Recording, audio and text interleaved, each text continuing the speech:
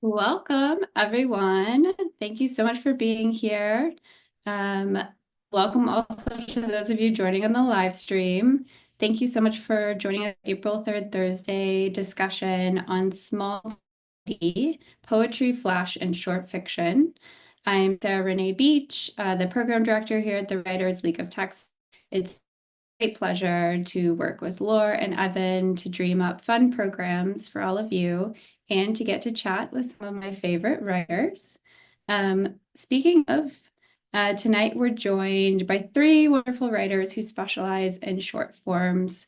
Our first panelist is Jose Hernandez Diaz, is a 2017 NEA Fellow, author of The Fire Eater, Bad Mexican, Bad American, The Parachutist, and Portrait of the Artist as a Brown Man. He has been in Bennington Review, the Yale London Magazine, the Review, Best American Non-Required Reading 2011, and in Best American Poetry 2025. He has taught creative writing at the University of Riverside, and currently he is the visiting writer in residence at the University of Tennessee. Thank you so much for being here tonight, Jose. And our next panelist is Tucker Leighty-Phillips. Tucker is the author of Maybe This Is What I Deserve. He lives in central Pennsylvania and is the publicity manager for the arts organization Apple Shop. Learn more at tuckerlp.net. Thanks for being here. And finally, we have Carrie R. Moore. Carrie's fiction has appeared in One Story, New England Review, the Sewanee Review, Virginia Quarterly Review, the Southern Review, and other publications. She has receiverships and fellowships from the Community of Writers, the Sewanee Writers Conference, and the Martha Heath Fox Center for Steinbeck Studies. She earned her in fiction at the Michener Center for Writers. She won the Keen Literature, the inaugural fellow at the Scholars Retreat in Sag Harbor, New York. A collection of stories, Make Your Way Home, is forthcoming from Tin House Books, and you can pre-order it at the link in the chat. So thank you for being here, Carrie. Thank you all for being here. Before we jump into our discussion, I want to let that be questions and we time to answering them towards the end of the program. So please do submit any and all questions you have for our panelists on tonight's topic. To do so, if you navigate your Zoom toolbar, it's typically found at the bottom of your screen. You'll see Q&A. You click that and you'll submit a question there, and then I'll be able to see them all at the end and lost in the chat box. Okay. All right. So I'm so excited to talk about poetry, flash fiction, and short fiction. I think these forms approach language such a unique way, and so much that writers can learn from both reading and writing these forms. So to get us started, I'd love to hear from each of you about your forms you first get introduced to the form and how it evolved over time. Carrie, we'll start with you if that's okay. All right, so I think the question is, how do we get introduced to the short forms that we're working in and how did our craft evolve over time? Yes. Yeah. Awesome.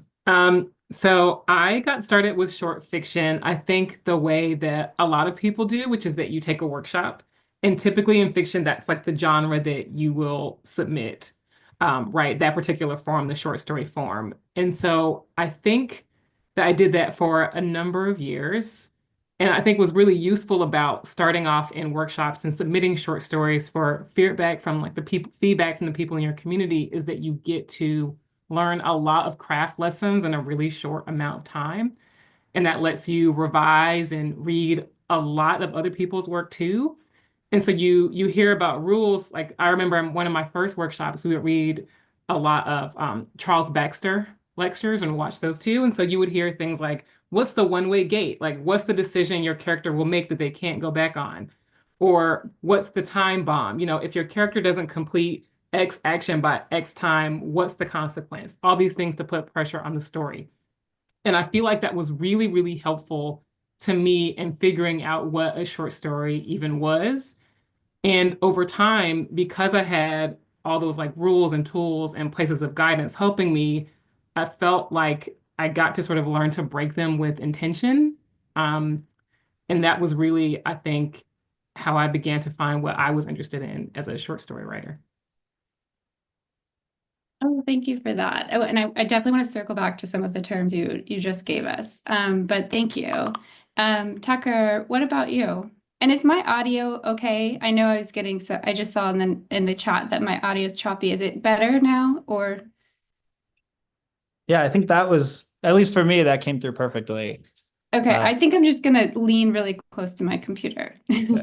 I will too if it helps, like solidarity. Uh, I so for me, I remember like about a decade ago, I was working at a bar and I was like reading a lot of books that kind of like you stumble into in your like early 20s. I think if you're like looking for meaning. Like I was reading like all the kind of like young man authors. Like I was reading Kurt Vonnegut, Richard Brautigan, a lot of people like that. And I somehow stumbled upon a copy of the book Light Boxes by Shane Jones, and which is kind of like a fabulous kind of segmented novel. And I super, super fell in love with it. And I remember Googling just like Shane Jones story and just like I wanted like more and I didn't know where to find it. And I stumbled upon either like Wigleaf or the Adroit Journal or some sort of like, contemporary literary journal that was publishing flash fiction. And I like my work was like picking up and I was like working more hours to like make ends meet and I was like struggling to like read long books, but I was like finding a lot of myself in like flash fiction and really short form stuff on these lit mags. And I was like committing time theft constantly. Like I was just like hiding in the bathroom reading and like slipping into the hallway where like the camera couldn't see me. And so I just like started thinking of like this like form that I'd never seen before. And I was like, this is kind of like the working class form to me. Like, this is like the thing you can get in the little segments when you can like make time for it. And so I think flash fiction really spoke to me in that way. And when I started writing for myself a few years later, I was so like, I was still just so enthralled by the form and like, the ability that exists within that short form that I was like stoked to try a bunch of things out myself, and I've just kind of stuck with it and tried other things and then gone back to it because it's just kind of my first love of writing. Oh, that's such a great story. I love that what you said about it being the working class form. That's really interesting. Jose, what about you? What about your relationship with poetry? How were you introduced to it, and how has your relationship evolved over time? Well, with poetry, I took a couple of classes in undergrad, UC Berkeley, after transferring from community college, and I was initially interested primarily in political, autobiographical um, poetry, linear verse, with line break, and about my real life growing up, first gen Mexican American in Southern California. And then in graduate school, I took a couple of semesters off actually, and I just started reading as much as I could. And that's when I discovered James Tate at the library. And at the time, I was only reading, I was not reading white males authors. And but Tate's book, it had a cover that had like a surreal image for the cover, and it looked like Dolly or something.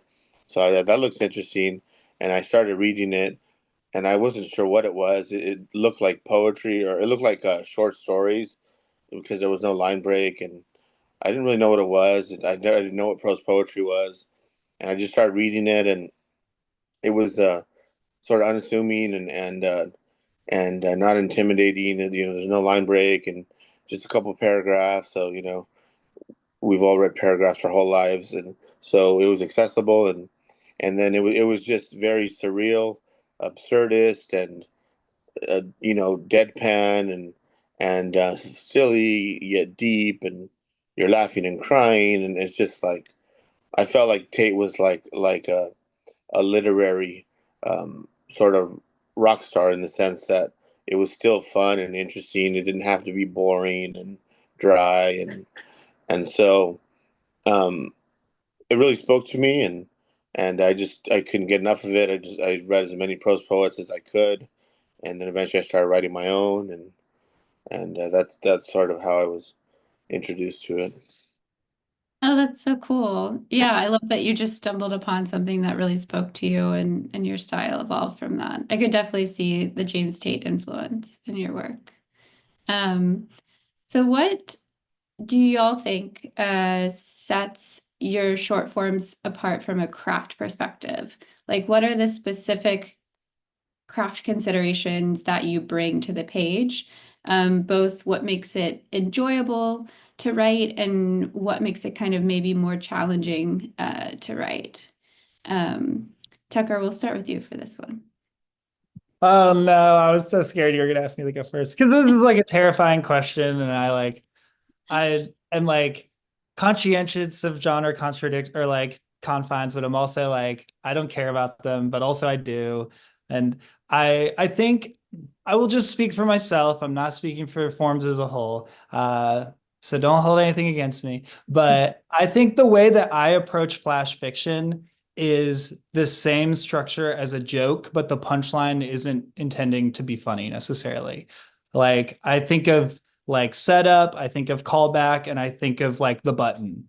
And I always kind of work in that form. And I think like for me, like usually if you're giving me, I don't know, 4 to 600 words, that's kind of the approach I'm going to take is what is my setup and how can I continue to like innovate within that. Like I don't because after a while, and I'm sure all of you have had this, there's a point where you're like, oh, did I just write the same piece like 11 times? Like is it lazy at this point? Am I in like a trope territory at this point? And so I try to like think of can I move the setup to a different place so that you don't expect the setup? And can I reimagine what a punchline looks like and like or whatever that sort of like emotional register at the end is. And so, but I always kind of follow that same structure, and that's like the thing that has spoken to me. So that's how I approach my form. I'm very intimidated by the other forms, so I don't want to seek out any of this. Oh, that's so interesting and unexpected. I did not, yeah, a joke format. That's so cool. Carrie, what about you? What are kind of your craft considerations that you're approaching short stories with? Yeah, for me, I really love the way short stories are interested in time, which is that you get this really compressed, transformative moment in a character's life. So there's like a concrete before period that the reader can kind of imagine, and there's the after, like everything that resonates once that story concludes. I will confess that I find short stories really, really hard, which is why I love them and have so much admiration for writers who can do them well. Like my stories in particular are quite long. Actually, on average, they're between like 10,000 and 11,000 words, which is longer than what most magazines will publish. Tucker, your face just had me rolling. Yeah, they're pretty long. And I think that's because the part of me that's interested in that time, right, that compressed moment of a short story where everything has built to this and there's going to be some sort of eruption on the other side, is also interested in the way that past and present combine. And so I think that my stories in particular are so long, and what I find so difficult about the form is that like I want to show like how the past pushes on the present. And so that to me feels like I'm almost telling two stories at one time, like the story of what happened then and how that all affects what happens now. So I think there are total masters of the form that can just like give you a character in and show you like 1 hour in their lives, or put them in one room and make it and just sort of hint at all of the context around that. But I find it really, really hard to do that um, in the most brief way. Yeah, I love how your stories call back to the past and their bearing on the future and the kind of like back and forth, the collapsing of time, but also it is like the present is this like room, this constraint that you're working in. It's very you are a master of the form. Thank you for sharing that. Jose, what about you? What are your kind of craft considerations that you bring to the page when you're writing poems? I would say that I'm open to like discovery and spontaneity and improvisation and keeping the reader guessing, um, surprise. Um, so I don't go in there necessarily like crafting it out like A plus B is going to equal C, minus, So I'm more adapting as I write it. Um, so I would say just the art of randomness and absurdity and the spontaneity and um, is prominent in a lot of my work. And also, I think kind of what differentiates it from some of the other absurdist or surrealist work is that I do incorporate like a lot of Mexican and Mexican American imagery. I think a lot of the American surrealists tend to be universal or less influenced by cultural references. So I think mine, they do have moments where there's Mexican imagery or references or cultural references and cultural specific moments as well. Yeah, I love the surprising elements in your work. It really does take you off guard, and it's exciting to hear that you experienced that in the creation also. Thank you. Um, yeah. Um, So let's kind of dig into some, maybe get into our corners and have like a little bit of a fight. But what differentiates a short story from a piece of flash fiction? And Tucker, I think you've written both, maybe. So sorry to pick on you. But from your perspective, what differentiates these forms? I don't know. I'm gonna be a bad panelist on this one because it just doesn't matter to me. Like to in a lot of cases, I'll be completely honest. If a magazine's open for flash fiction and my thing fits the parameters, then it's a flash fiction. And if it doesn't, then it's a short story. And if it's published that way, I just buy the lie for as long as I can because the thing is just the thing, you know? And Mhm. I think I I think in my mind, I will usually refer to something as a flash fiction if I think it's like a quick read. Like if because when I call it a short story, that means I'm like offering investment. You know, I'm saying like you might need 15 minutes for this, you might need 20 minutes. Um, and I think my something that's much shorter to me, I'm pitching it and saying like you don't need that long. Like it is a quicker kind of investment. But I'm not one to get super deep into genre distinctions. Fair enough, fair enough. Carrie, do you have any insight? Do you read Flash or I will read anything I can get my hands on. So I will read everything. I guess I agree with Tucker that I think like trying to put things in neat categories can sometimes, put a sort of limitation on your work as a writer. Though I do think that there is a relationship between length and like elasticity and how malleable a reader's mind might be. So if you have something shorter like Flash or even maybe even a prose poem, where you have a couple of paragraphs, the reader can maybe more easily recall what's at the beginning or is more willing to take risks with you and swerves at like Mhm. sentence 7 or like sentence 9 if there's only 20 sentences. But if you have a short story that's 20 pages and those first 6 pages are establishing a set of rules and expectations. And then, like, page 19 does something that's maybe a little bit more out of left field. The reader might not go with you if you've had a lot of buildup for that first chunk of time.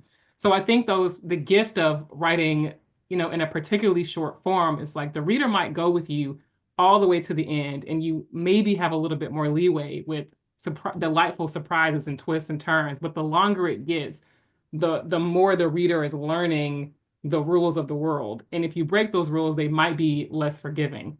Um, I think the same is true for novels too. Like if you Mhm. swerve with the last chapter. Oh yeah, really well said. Absolutely. And Jose, do you have any insights on the difference between prose poetry and flash fiction? Have you ever thought of yourself as a flash fiction writer, or read flash fiction and thought that, hey, this is what I'm doing, or do you feel like there's specific differences? Yeah, to me, mostly has to do with length and more room for character development, plot in longer pieces, flash fiction, and then same thing probably with short story. And I think with prose poetry, and maybe even flash fiction, there's more of like a disorienting feeling, where you don't know exactly what's going on because you don't have the time and the space to explain everything in a couple of paragraphs. So there's room for play and in terms of what exactly is going on, so it can feel a bit um, quizzical and Kafkaesque, and so there's room for experimental gestures that maybe are more, in flash fiction. There's more room to develop, and you I think the deadpan style works better in prose poetry for that reason, that you don't have to explain everything and um in the shorter condensed form. Tucker, have you ever thought about submitting not just to short story, flash fiction contests and magazines, but also to prose poetry? Oh yeah, I have before, and with mixed results. And I do think, there is something to be said for like, what I'm thinking of is I'm thinking in terms of me as the writer, like drafting. But I do think like as a reader, like the genre distinction does condition you to expect certain things. And I think that's kind of, Mhm. I was saying something similar, that like, if I sit down and I read the same piece, but I'm told it's a poem, I'm looking for different things, or I have different expectations on it than I would if it was called a story. And I think so there is merit to considering genre in terms of like what we expect a thing in that form to do. Um, and I maybe just will let it do whatever it does. So Yeah, yeah. Thank y'all for this brief fight we had. I feel like we got somewhere. Um, how do you know when you're ready to put your work together? You have a number of pieces, or you've had a number of pieces um, published, or how do you know you're working towards a collection? What are those signals to you? Um, and yeah, how do you know you have a collection ready, or you're working towards a collection? Carrie, I'll start with you. Yeah, my answer might be a bit different because I had the idea for my collection before I had all of the pieces, actually. So I sort of had the larger frame. So mine is sort of like a love letter to the Black South, and every story tries to engage with a different sort of Southern landscape. There's a different character, a different interiority, because I was really interested in showing the South and all its diversity. And and so when I had that like project in mind that I thought could sustain a book, then I tried to figure out how every story in there could sort of argue with itself, or argue with the next story rather. So if one of my stories featured infidelity and the couples worked it out, then I was like, okay, well, I want to have another story where there's infidelity, but it doesn't work out. And that sort of allowed me to put it together. But the idea for the South came first, and then seeing the characters' lives came next, and then using different characters to sort of argue against one another. So I knew that I had a collection when I felt like I had addressed one topic from multiple sides. And with landscapes, if I was going to talk about like the coast, like St. Simons in Georgia, then I also wanted to talk about like metropolitan cities, and I also wanted to talk about parts of Appalachia. So I try to make it so that the South couldn't be defined by one thing, and using the collection to sort of circle around that. Um, but I think that might be different than having many pieces and then trying to figure out how to organize them later. Yeah, your method actually sounds really smart and methodical. Did you keep track of your themes and your stories, and did you use a sort of tool to figure out when you felt like it was comprehensive and ready? I didn't use a specific tool, but I would keep like journals and lists in the back and say, okay, I've talked about this. So maybe in the next story I'll talk about this question mark. So there were a lot of like notes to myself, but it wasn't like an organized spreadsheet or any specific tool. Oh, that's so cool. Tucker, what about you? How did you know you had enough pieces together to put together your Yeah. Well, can I first say I love Carrie's response? I wrote down the thing about the stories argue with each other. And Mhm. I love yeah, I also love when it's like a collection has an index at the end of like, here are the things that were Yes. present. So just thinking about like looking at topics, I don't know, I'm like hype on that. I think for me, I don't know. I was just writing a bunch of stories that kind of spoke to me and spoke to what I was interested in. And I think after a while, I realized there was kind of a thematic, like through line through everything. Like I was writing a lot about like childhood. I was writing a lot about Appalachia. I was writing a lot about poverty. And I think like at some point I was like, well, I should just own this and turn it into like a project and think about things through the lens of a project and through a title.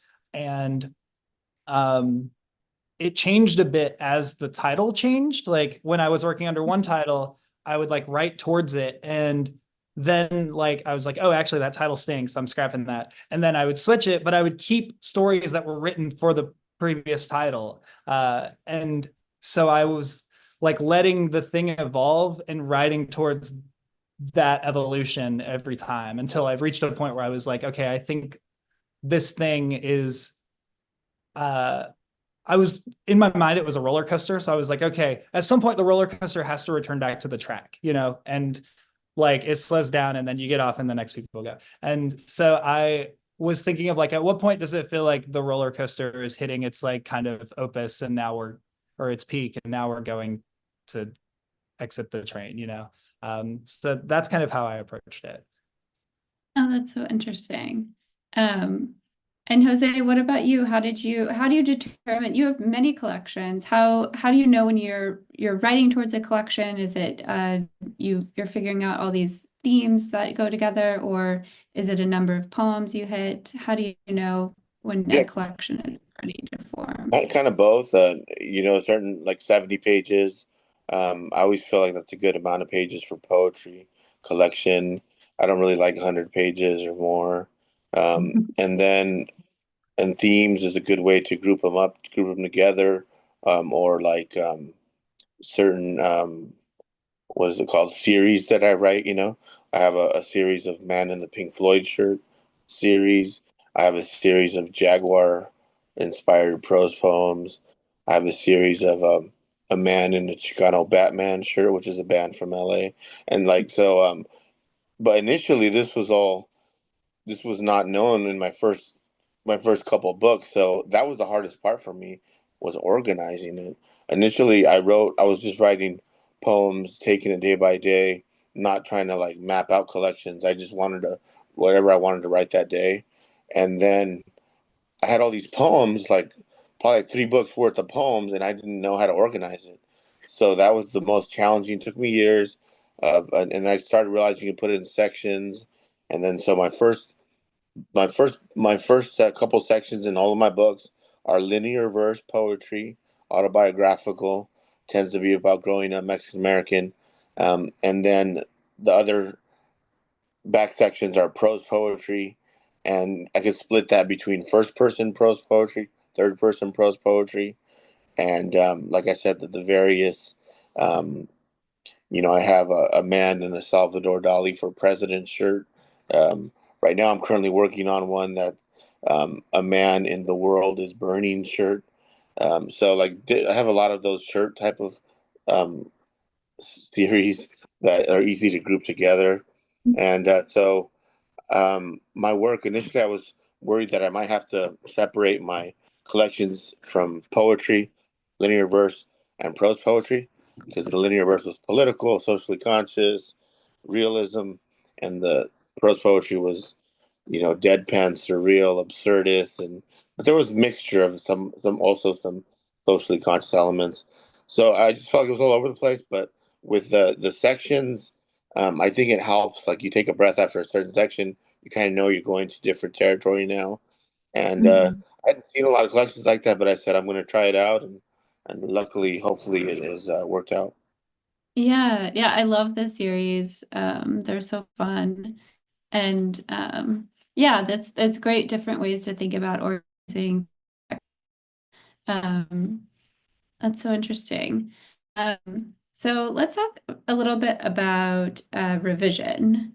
So I feel like with shorter forms, a lot of the revision process is determining what you can leave out of a piece. And I don't know all of your experience, if you're overwriters or underwriters, but kind of a test you put your work through, or questions you ask of the piece in order to hone it down? And how do you know you can trust readers to participate and filling things in, or kind of going with you on this ride that you're taking them on? Carrie, we'll start with you if that's okay. Yeah, I love this question so much, because I actually have a lot of anxiety around being understood. And so I am kind of an overwriter because I want to make sure that everything that I'm articulating in a story, like, the reader is picking up on. And so I think if my stories end up at about 10,000 words in their final version, they're probably like 15,000 words starting off. So they're really, really quite long. And my sort of revision metric is to sort of read every single word silently, not out loud. If I read stuff out loud, I feel like it sounds better than it is. So I will try to make sure that every word is adding something to what came before. And if I have any high frequency words, so a word that gets repeated, I have, like, every writer has their favorite words. Like, I really love the word autumnal. I really love blank, like all these words that show up. If I'm going to use the same word more than once in a short form, it has to be changing something every time.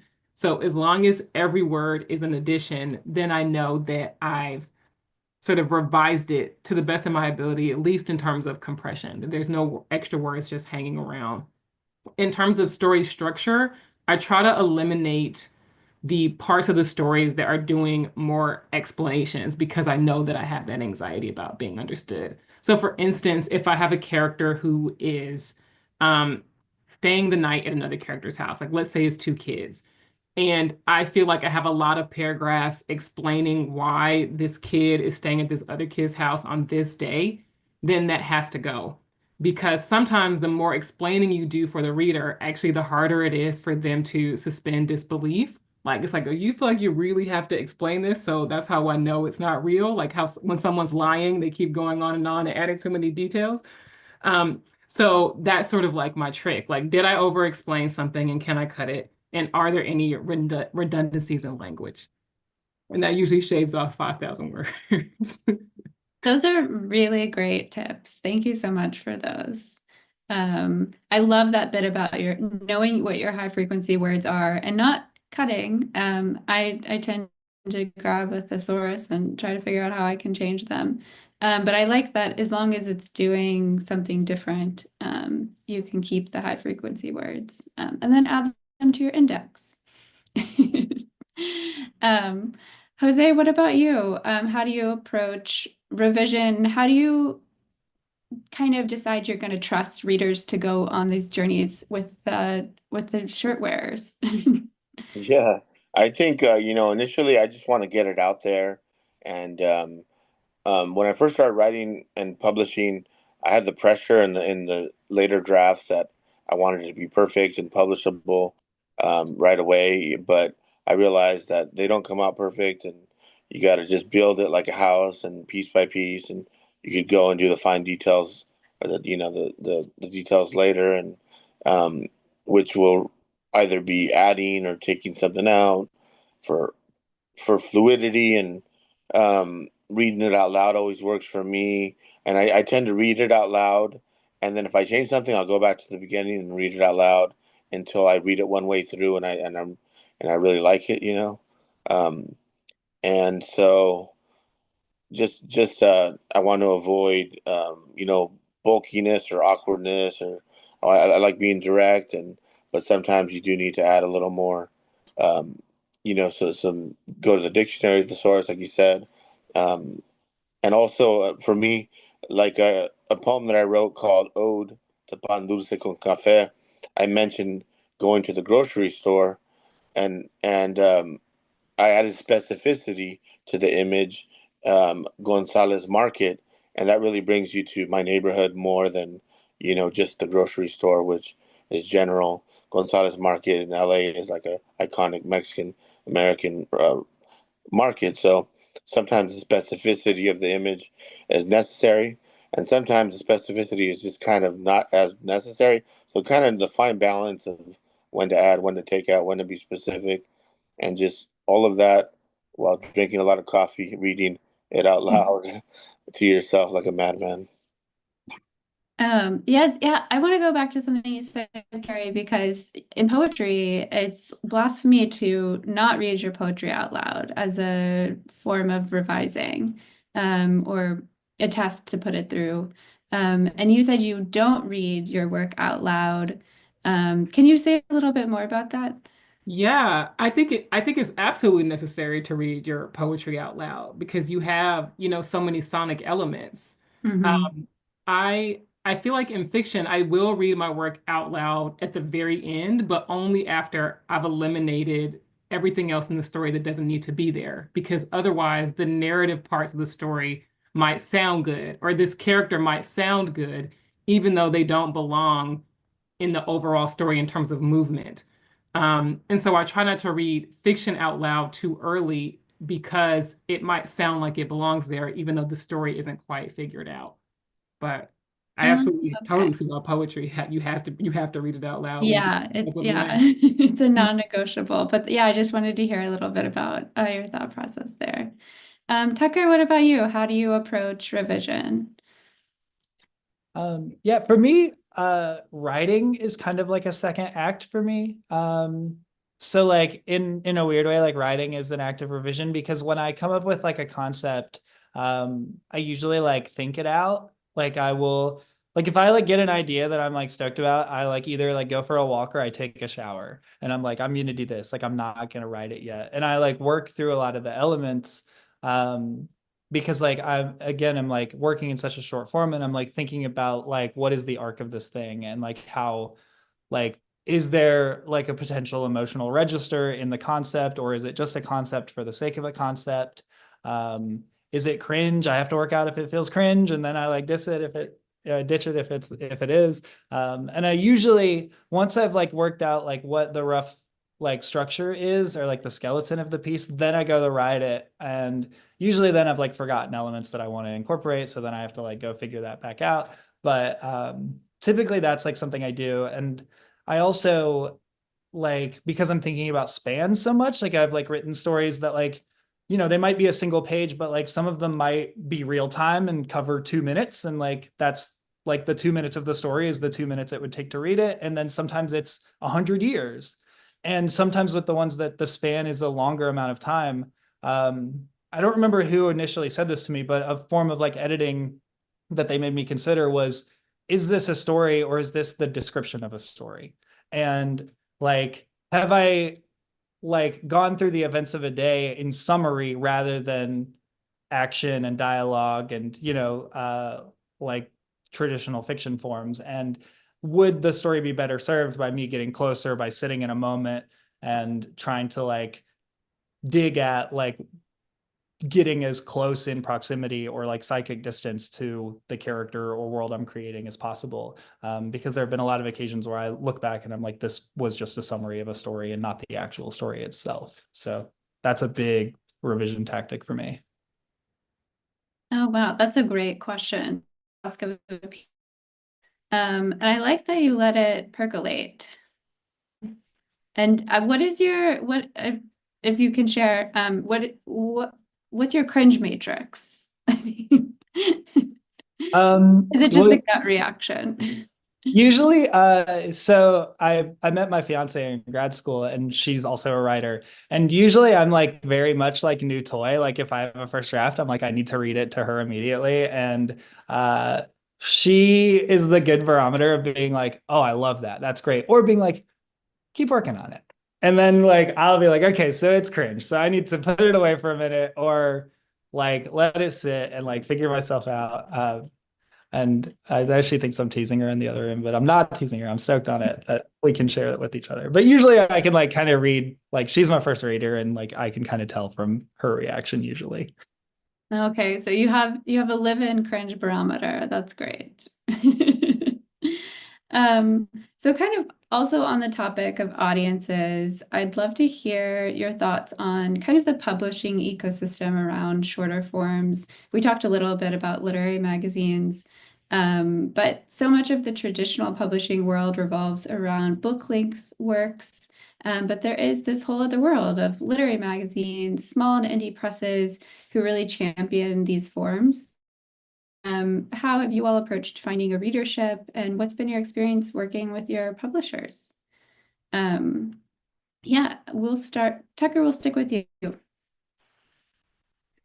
Okay, there's a lot of questions embedded in there, so I'm gonna Yeah. try to go through a couple of them. Because yeah, I don't know. It's difficult to answer. I'll start with the easiest one, which is Split Lip Press is awesome. They're super stellar. They care a lot about what they're doing.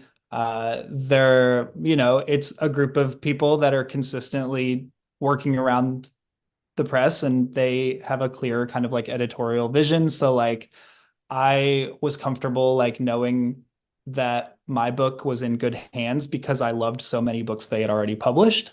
And, I think that's a big signifier of am I going into the right place? Do I like the work that they're putting out? And am I aware, if I'm aware of the work that they're putting out, then I know they're doing something right. So I think working with them was really smooth, and they believed in the collection and gave me still a lot of leeway and helping be an active participant in the design process and in the sequencing process. And I think they're one of my favorite presses just in general. So it was a dream come true to work with them. As for building a readership, I think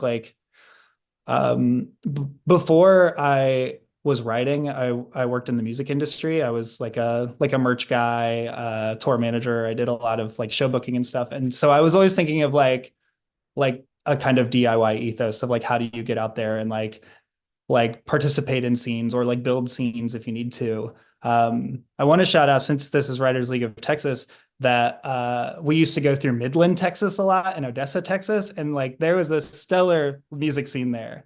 And I always have love for that area. But I think trying some of those tactics of putting together readings or event series in places that maybe typically don't have it, or combining with people that are working in different mediums or forms, there's no reason why a poet can't do something with a musician or a magician or a juggler. Why not put us all in the same bill and let us put our work in conversation with new mediums and forms and see what kind of textures it brings to our work. And that's something I've tried to do, and continue to collaborate with people doing interesting things. And I think I've built an audience out of that willingness to just throw stuff at the wall and see what sticks. Love that. I love that your music experience kind of gave you a different way of thinking about the book tour and meeting people where they are. And I need to get to Midland, I guess, to see a show. That's cool. Jose, what about you? How do you think about kind of finding a readership, and what's been your experience working with your publishers? Well, I guess a lot of the readers that I've found, they tend to be from what was Twitter back in the day when it was Twitter. Um, I had probably most of my followers on there, probably like 30K followers. And initially I was just on Facebook and Instagram. And my sister told me when I won the NEA, she said, you should get on Twitter. I think it's like a writer friendly site. And I said, no, I have enough of these things already. And I got on there, and it really helped expand my readership. And I was just being myself. I think that's what people want to hear is authenticity. And with me, I grew up in where I live. You don't tell people you're a poet. And my cousins, we hang out, and we watch boxing, and no one talks about poetry. They don't care about poetry. So the online world for me was like an outlet that I can share publications. I tell someone in my real life oh, this got published in Yale Review, and they'd be like, how much did it pay? And I'd be like, $50. They'd be like, oh, that's worthless, so they don't understand it. So the community for me was vital because it was a way for me to connect. And so I think when I had that level of um they the followers, my followers sensed that it was not just promoting, or like I needed someone to understand what I was doing and appreciate it. Um, so for me, that's really, I think, the secret of how I started getting more readers and followers. Um, and then aside from that, the presses, initially I wanted to win a contest, and I thought that was the way to go. And I didn't know you could query presses, and eventually I figured that out. And um, Bad Mexican, Bad American got picked up first because of the title, I think, more. Because initially it was called The Magician, and it didn't get picked up. It would get finalists and stuff. But I think once I picked the title, I remember on Twitter I put, "Oh, I think I'm gonna change it to Bad Mexican, Bad American," and everybody was just like, "Oh yeah, that sounds like the perfect title." And Eduardo Corral and Jose Olivares and like these guys already had famous books, so I was like, okay, I guess I have to change the title now. And once I changed so that kind of taught me, like, like it's not just always like what you want to do with your artistic vision, but also like you could kind of be smart about it, or like what title sounds like more of a catchier title. And also I think it spoke more to the Mexican American experience. So um, yeah, I guess the business side of it kind of threw me off with all of like the what is it called, the rates being so low for writers in terms of like royalty rates and all that. So initially I was kind of bummed about that, but then I realized, like, when you start publishing books, it kind of helps you in terms of being able to teach at universities, or like establishing credibility. And so I guess they don't directly pay a lot, but it could get you into a teaching position. So I kind of learned that about it.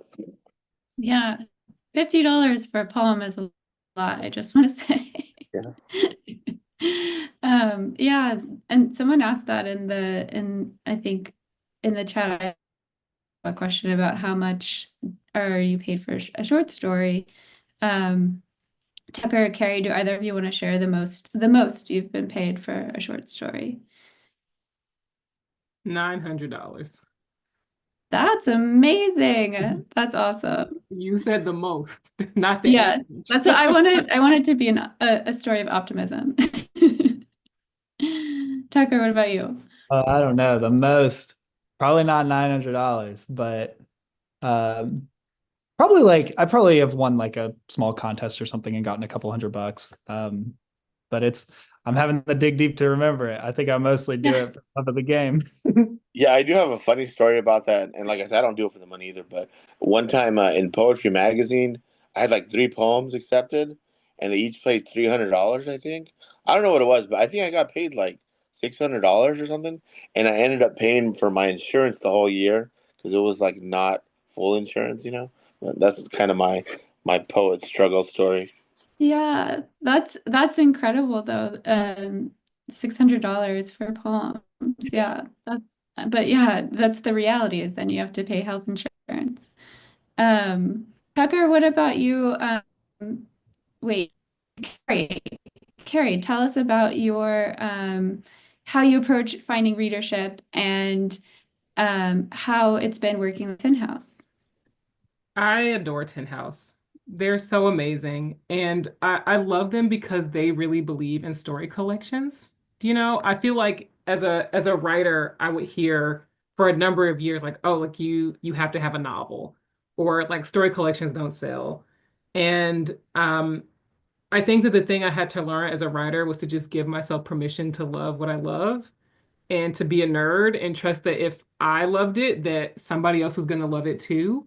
Um, and so I think it might be an oversimplification to say that I really didn't think about audience, but that I knew that with the books that I gravitated toward, that the author was just trying to like tap into some reality about being a human, or tap into something really specific. And I just was like, I have to believe that that's gonna work. Like, maybe it won't lead to lots of money. Not maybe. It definitely did not. It definitely did not lead to lots of money, but that it would lead to work I was proud of. And I feel like that is a really core part of being a writer, which is just like trusting yourself and definitely not ignoring all the business sides to your detriment, but just knowing when there's space for that. And when you're writing and you're in an early draft, you kind of just have to listen to the work. And then once the work is done, then you can sort of think about like, okay, how might I describe this in a public setting so that the right reader comes to it, as opposed to how can I make this sound good to lots of people because that might affect their expectations of the piece, and you always want to be authentic to the work. Said, absolutely. I love Tin House too. Many of my favorite books have been published by Tin House. I also love Split Lip Press is incredible. And Jose, I have a chapbook with Sundra's Publications. I love them. I love small presses, and I really encourage everyone to read books from small and indie presses. Okay, so that's the end of my questions. Now we're jumping to our audience questions. A question for Jose. Oh, we talked about this a little bit at the beginning. I have Urban Tumbleweed by Harriet Mullen. I just came out of a Tonka writing class and I thought they always had 5 lines. Do you write Tonka? I don't. I don't write Tonka. I do write prose poetry, some sonnets, some haiku, um, and there's another one that I heard of recently called, I think, Hallibun, where it's like a prose poem and a haiku. Um, I'm probably pronouncing it wrong, but That's I how I would haven't. pronounce it. What's that? That's how I would pronounce it too, I Okay. think. Um, so no, I haven't written it, but I definitely admire the that collection by Mullen and the clarity of it, the nature imagery juxtaposed with like the city, um, sort of like the um, the harsh, stark imagery of the city, juxtaposed with some of the nature imagery that really was illuminating, I think. Mhm. I'm gonna have to try that form. It sounds interesting. And so here's a question for Tucker. I love the joke analogy. What is the button in the analogy? Intrigued but not familiar with the term. Yeah, that's a good question because like when you hear something somewhere and you like don't totally know what it means, but you like it and you're like, I'm gonna adopt it. I think the term the button came from watching, I think it was a stand-up comic or maybe like an improv person talking about like the way that they wrap something up and like I don't know if maybe the meaning is like you put a button on it, or like you like close it up like so that's the way I interpret it in my head. I don't know what the formal meaning is or like whatever like lingo or jargon it's coming out of exactly what the meaning is, but I think of it as like the button is like the little thing that you put on it that like finishes it off. It's kind of like the cherry on top. So I like think of it not as like I was saying like the joke and punchline analogy, but I always try not to think of it as a punchline, but a button because like punchline implies like humor or like comedy, and I think a button just implies like that thing that you put on it that like now you can step back and admire it. So that's how I think of it. I don't know if there's maybe a more formal answer to the term. Yeah, and your title is I feel like a button in one of your pieces. Would you say? Yeah, it is the last line of yeah, a collection. Such So a it's such a my little great button. line. Thank Yeah. you. Okay. Do you think there are any cons to writing poetry or short stories under a pen name? Do either of you know anyone who's writing under a pen name or have any thoughts? I personally see only pros to writing under a pen name. I think I think that at least for me, because I'm an introvert and writing is such a solitary act, that I do think it's helpful to have some sort of distinction between the work that you do alone on the page and then like the public persona you present as you go out to promote that work. I believe Elena Ferrante is actually a pen name. Mhm. And I think I know that there's lots of value in having a um like a big social media platform, obviously. That means you have a wide audience. Readers sometimes like to know who authors are as people, and that will affect the way they read their work, or they like being in conversation or in dialogue with both of those things. I think mystique is also a tool, so I agree with what Mona has put here in the chat, which is, if you write with a pen name and your work gets out there, then people do know the pen name. So I see lots of pros as far as writing and mental health, but I'm curious to know if anyone has any cons. Yeah, I think just whatever each writer prefers is what's gonna work. For me personally, I don't necessarily have a pen name, but like my name is actually just Jose Hernandez. But my mother's last name is Diaz, and in Spanish, Mexican, but like from Spanish culture, um, they use the both last names. So I kind of did that just because I felt Jose Hernandez was so plain, like kind of boring sounding. So I felt like it added something to throw the Diaz, even though that's not like legally technically my official name. Oh, I had no idea. So yeah, kind of in a way, it's a pen name. Yeah. What about you, Tucker? What do you think? Well, let me tell you what I'm thinking about. I'm thinking about a writer that I love named Stokes Prickett. Do you all know about Stokes Prickett? No, I'm writing it Oh, down. oh my gosh. There is an incredible New Yorker article. I think it was New Yorker by, I think it's Adam Dalva, who, okay, so I received like a zine in the mail like 3 years ago, 4 years ago. And it was like this like little handmade zine from this writer named Stokes Prickett. And like people all over the country were like getting zines from this person. And Adam did this like big in-depth like research piece and basically like found out who this author is and was someone who had like published on like a big five press and became like disenchanted with like the publishing process and like basically was just like I want to have fun and like break the rules of traditional publishing and I want to go back to serial publishing where I can just send out a chapter at a time and I don't want to send to literary mags.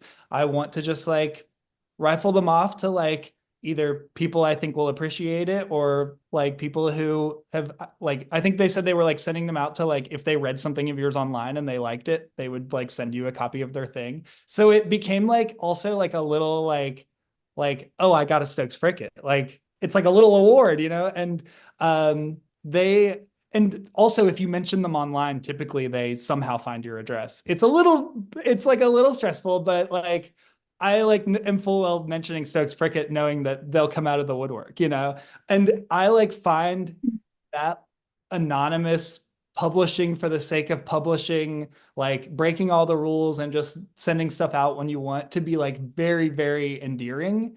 And also their writing is really good. Like it's clear that they like know what they're doing. And I like don't necessarily have like pros or cons to using a pen name, but I think just like any other aspect of writing, there is possibility embedded in it. And I think that Stokes Prickett is a great example of that. Oh yeah, that sounds so. How cool that you got one.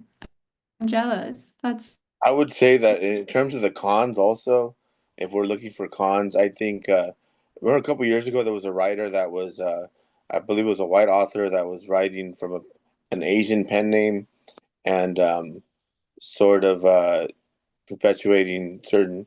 Um, so like it can be problematic, like if you're not culturally sensitive. I think. yeah, that's a really good point. If you do use a pen name, don't appropriate. Yeah, great point. All very salient, wonderful points. I did have one more question that I thought of, because I said at the beginning that I want to come and we didn't. But Carrie, and in the question, follow-up question about Tucker's button, I wanted to ask if you could elaborate a little bit on it was the one-way gate and the time bomb. Oh, Could you kind of elaborate a little bit more about those craft terms? yeah. So this is all Charles Baxter. This is from a lecture that he gave at Hugo House, I believe. If I can find that, I'll find a way to share it. I watched it on YouTube a number of years ago. But basically, there were these 4 techniques for how you could get a story unstuck if you were just having a hard time getting it to move. And so one of them was a one-way gate, which is that in a short story, a character has to make a decision they can't go back on. And that's sort of another way of asking, like, why this moment in this character's life? Okay, this character decided this, and so therefore, their life is now changed because they can't go back to who they were before.